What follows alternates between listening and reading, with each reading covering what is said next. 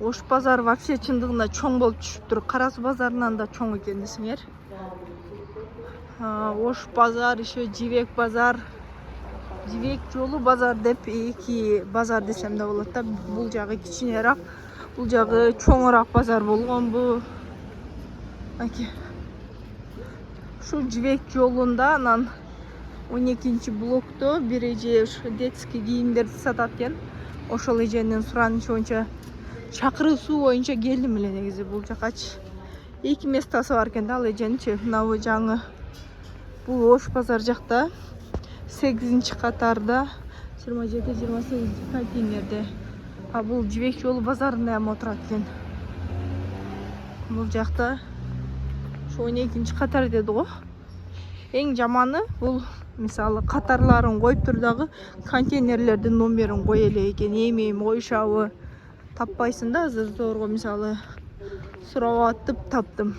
Контейнерлердин номерлерин карап анан барайын десем биринде номери жок.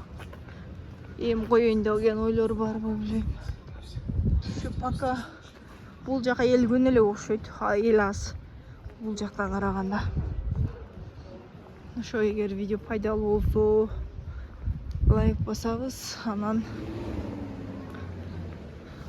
лайк басып кайсыл жактан көрүп атасыңар ошону комментарийге жазабыз. Болду.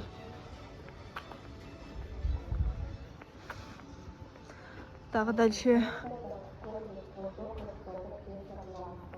дагы видеолор тартам. Мен инстаграмдан да көрсөңөр болот. Instagram, YouTube, TikTok бар жок жака Бегмай Тагайева деп кирем. Мен бир сүрөт дегендей 14 Жибек жолунда 15-катарда деле.